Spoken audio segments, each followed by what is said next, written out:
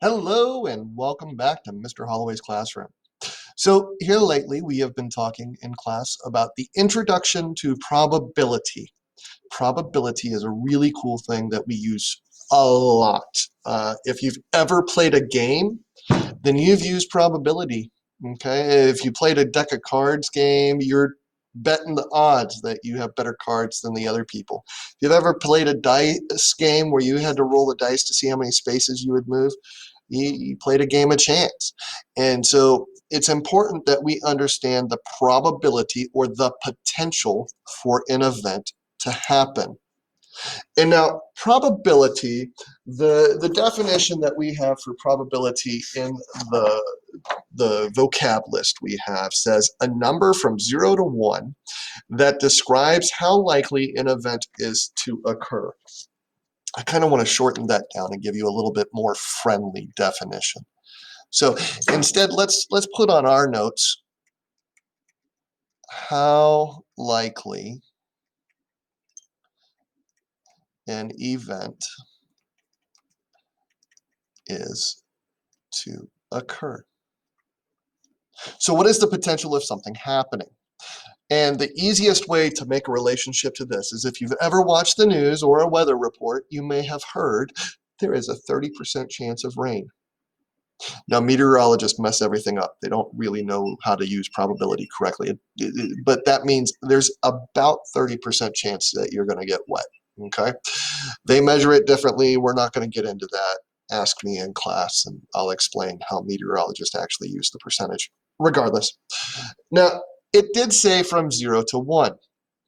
So from 0 to 1, 0 would mean the absence. Something's not happening.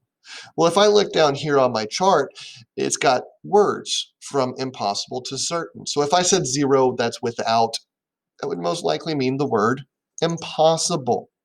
So let's go on ahead and draw a line under that, 0. And now if I said from 0 to 1, 1 would have to mean the opposite of. So it would be with certainty. So I'll put a 1 over here. Okay. And then in the middle, I have as likely as not. Well, as likely as not would be halfway between 0 and 1. What's halfway between 0 and 1? Well, 1/2. 1/2 as a decimal, 0.5. Now, let me convert these to a percentage as well, just so we can better talk about what they mean. 0 goes to a percent. And now remember, converting a decimal to a percent, you are going to either divide by 100, or another way to cheat the division of dividing by 100, move the decimal place 2 places to the left. Okay. Now with 0, this is easy because it's 0.0000. So I can move it as many places as I want, and it remains 0%. Now, to get 1 divided by 100, how many 1s can I fit into 100? Well, I can fit 100 1s into 100. So that would give me 100%. 0.5 is where I can really see this going. If I move it to the left 2 times, 1 time gets me there, another time gets me there, and I have to put something here, so it's going to be 50%. Whenever you're multiplying and dividing by tens, that decimal place is really just moving around, so you don't have to do all of that hard work. Regardless, back to the subject of probability. One of the easiest ways to build a better understanding and a better representation of this is to look at it from the fraction perspective. Okay, so from the fraction perspective, and I like to use a dice or a standard number cube, depending on who you're talking to. Oh, that was a horrible line. And then we'll put, there's a 1 here, a 2 here, and a 4 here. I know dice pretty good because my grandpa and I played dice anytime we hung out. Yeah, I think I still have his dice. Anyway, so we have a standard dice, and I want to ask you, how many total sides are on this dice? Well, there are 1, 2, 3, and then there's 3 sides I can't see. 6 total sides on a dice. If you don't believe me, get you a dice, a normal dice, not a 20-sided dice or anything, just a standard 6-sided dice, and count the sides. Now, I also want to know what a possibility is. So let's say I want to know how many potential times I could roll a 1. So let's go on ahead and shade this in. And the other day we were talking about fractions, so this should be kind of intuitive. So I have 1 possible shaded in. So that is going to be the selection of it. There is 1 potential out of 6 that I get a 1 on top. Okay, so let's look at some potentials here, and we're gonna use the dice on this for all 3 of the comparisons.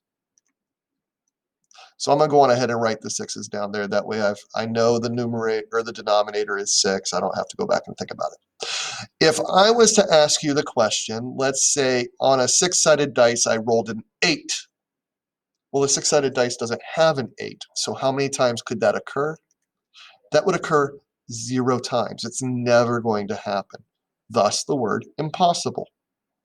What if I said, what if you roll a 6-sided dice and I want you to get a number, just a number? Well, all 6 sides have a number on them, so it would be 6 out of 6. And that is an absolute certainty that will happen. What if I said roll an even number? Well, let's think about this. The even numbers, well, actually, all the numbers on a dice, 1, 2, 3, 4, 5, and 6. Even numbers are 2, 4, and 6. So there are 3 out of 6 of the numbers. That's 50%, that's half, that's as likely as not. So you are just as likely to get an even number as you are to not get an even number. This is most commonly referred to as your coin flip because you have heads or tails. It's one or the other. There is no in between on this, okay? And don't get me started on the 1 in 6,000 chance of a nickel flip because I know that's there. But the point is you've got just as many as it could as it doesn't, okay? So we've defined 3 specific words, and these words represent a very specific value. So impossible represents specifically 0. Certain represents specifically 100. And as likely as not represents that exact middle percentage. Okay. Now we have 2 other words in here. Unlikely, and unlikely is going to be everything in between. So that could be 25%, it could be 10%, it could be 49%. It's everything in that middle. And then we also have likely, which could also be, and I'm going to write it over here, probable. Probable means the same thing as the word likely. It just depends on what test taker or test maker wrote your test that day. Okay. But likely is going to be the range here. So it could be 51, 75%, or even 99.9% would be likely. Everything in that range is that. And we're going to use those words to kind of describe some situations. Let's go on ahead and look at a couple of them. All right. So number 1, you roll a 6-sided number cube and it lands on a number 1 or greater. Well, look, we were just looking at the 6-sided number cubes over here. How many total sides does a 6-sided number cube have? Well, it has 6 total sides. Okay, and it lands on a number 1 or greater. How many number cubes or how many numbers on the number cube are 1 or greater? Well, we have 1, 2, 3, 4, 5, 6. So there are 6 sides with a number 1 or greater. So what is the probability? Well, 6 divided by 6. What is 6 divided by 6? That equals 1, because I can fit 1 6 inside of a 6. 1 as a percentage is 100%. And then if I look up here, 100%, the word I'm going to use to describe that is certain. It is an absolute certainty that I will roll a number on a dice, 1 or greater. Okay, so number 2. Number 2 you got to be careful about because it sounds like it's messed up, but it's really not. Okay, so number 2, it says a bag contains 5 red marbles and 5 blue marbles. You reach into the bag and pull out a purple marble. I want you to give this a pause and think through this and see if you can come up with the answer. Did you hit pause? No, seriously, hit pause, try it. Okay, I don't know if you really hit pause or not, but welcome back just in case. So let's look at this. So we want to figure out the total possible options, right? So how many marbles am I putting in? Well, that's going to be 5 red and 5 blue marbles. 5 red, 5 blue marbles is going to be 10 marbles. Okay, so now that I've put my 10 marbles in, I'm going to reach into the bag and pull out a purple marble. How many purple marbles did I put into the bag? I didn't put any purple marbles into the bag. So it's going to be 0 over 10. And if I divide 0 by any number, I'm going to get 0. So that is also 0%. And it is absolutely impossible for me to pull a purple marble out. And there's our word right there, impossible. Okay? Now let's look at this last one. A spinner is divided into 5 equal sections. And sometimes we forget what a spinner is. Let me draw one. So you're going to have this circle, right? And on the circle, we're going to have 5 equal parts. 1, 2, 3, 4, 5.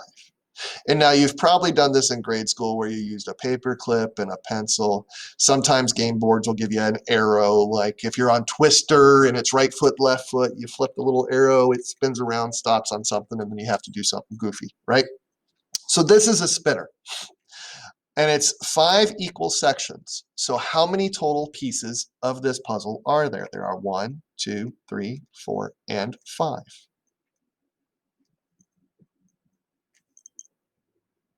Okay?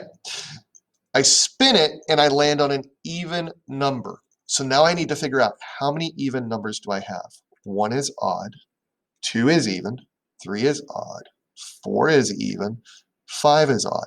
So there's only 2 different options that make this true. So 2 out of 5. So 2/5.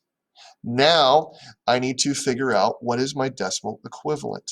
Well, to convert from a fraction to a decimal, we're going to do division. And if you have problems like I often do, I always revert back to ice cream because that reminds me I put the ice cream inside and the cone stays out because ice cream in a freezer gets soggy. How many times does 5 go into 2? It doesn't. It's a 0. And I'm not stuck because I have a decimal point. And I'm going to add my 0. 5 goes into 20. 4 times 5 is 20. And so that's going to leave me with 0. So I have 0.4. But to convert the 0.4 to a decimal, remember, I've got to move that decimal or divide by 100, 1, 2. So my answer is actually going to be 40%. Now, 40%, what range is that in? Is that likely, unlikely, as likely as not, or any of those? And if we find we'll plot 40%, it would actually be over here. So the word I'm going to use for this is unlikely.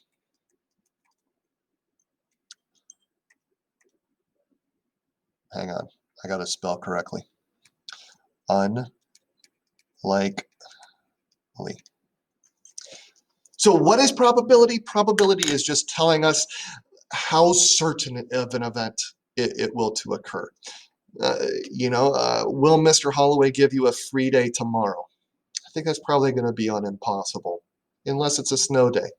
I mean, we did talk about weather today, and from the looks of the weather, I want to say it was 79% chance of, hang on, this is actually important. So we have 79% chance of precipitation on Sunday with a low of 32 degrees.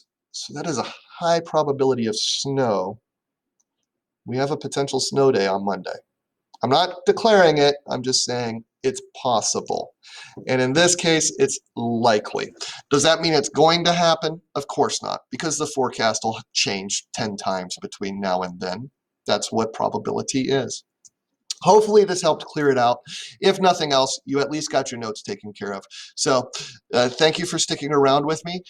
Don't forget to click like and subscribe, hit the notification bell, and I'll see you in class tomorrow.